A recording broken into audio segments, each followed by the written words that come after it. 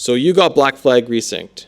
However, the control layout is pretty far from what you remember these games feeling like, and you're looking for a solution to get that classic feel back. While it's not 100%, you can get really creative with the control layout options and get something that's really close to something like Assassin's Creed Unity.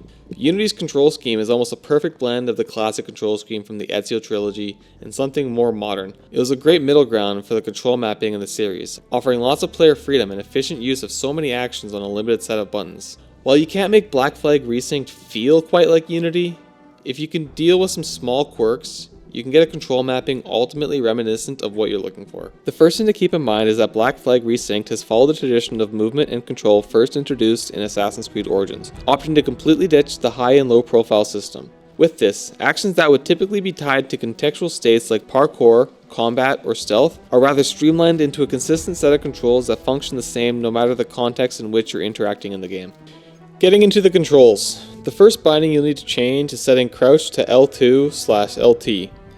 In Unity, holding the left trigger would keep you in the crouch state until you let go, or you could tap the trigger for a crouch toggle. You don't get the option to hold a crouch with the control binding options offered in Assassin's Creed Black Flag Resynced, but tapping the trigger is good enough. The next thing you'll want to do is set sprint to R2/RT, and make sure it's set on to hold instead of toggle. This is very obvious as every Assassin's Creed pre-Origins had the controls set up this way. There are problems with setting the right trigger to sprint in this game due to how abilities work being hard-coded to R2, and I went over and explained what causes that in my last video. We'll go over that briefly in a moment. But first we want to set attack to square/X, and we'll need to keep assassinate on triangle/Y unfortunately. I tried setting it to square and the game pretty much always prioritizes an attack rather than an assassination, unless standing on an NSO, a non-standing object. I also couldn't set it to my interact button due to another conflict. I'll go over that in a moment.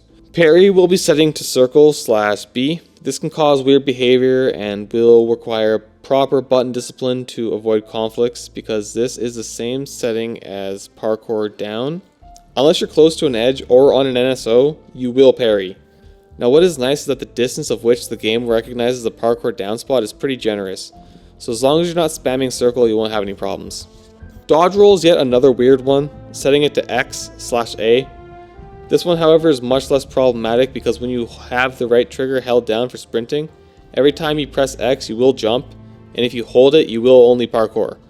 If you let go of the right trigger, every time you tap X, you will dodge, and every time you double tap X, you will dodge roll. If you time it just right from when you let go of the sprint and tap X, you can still do a sprinting roll, but it's not so consistent. It's a little bit finicky. So that's going to be the main trade-off with this binding. Human Shields works as circle. However, if the parry gets in the way and it bothers you, setting it to triangle would be just as efficient. Takedowns work perfect as square, keeps the flow consistent, feeling more like the OGs.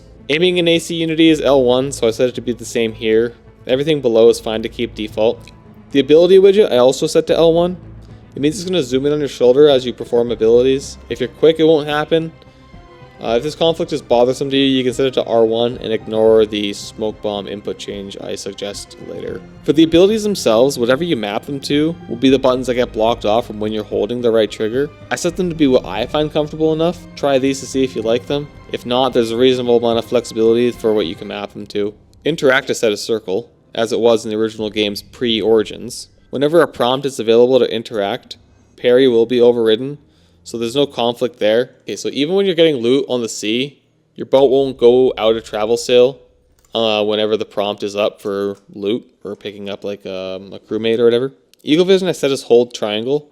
Since we need assassinate on triangle, if you want to be able to spam the button when approaching Templars without spamming Eagle Vision, hold is the only way to go. Triangle is also the binding for Eagle Vision in Unity and the classic games from AC1 through the Ezio trilogy. And finally, the last thing we need to change is quick throw smoke bombs to R1. That is how they were in AC Unity. Everything else is good to keep as it is. Alright, and that is all I think. I stayed up way too late on this video. It is now currently 5:57 in the morning. I've been up all night trying to get footage and trying to make sure this control scheme's all good, but hopefully it helps somebody out, get you closer to a control scheme familiar to what you're used to, you know. Well, it's still not going to be anything like actually Unity. It's still not going to feel like Unity. Like, Unity's weight was different. The general mechanics was different. I mean, even if they just added like an option in the menu to like have like default movement speed and like have a toggle between like jog and walk, That alone would make a huge difference to making it feel like Assassin's Creed like was again. Even just adding low and high profile contextual movements and stuff, it'll be huge. They could like fix their control scheme so much. Because we've really hit the limit with what this control scheme can do. It's like getting rid of high and low profile was the worst thing they could have done for the Assassin's Creed games. But anyway, if this helps you out, let me know. If you have any better ideas or any other cool control scheme ideas, then let me know. I could try messing around with stuff too. Anyway, have a good morning, afternoon, evening, or good night, complete strangers. Bye-bye.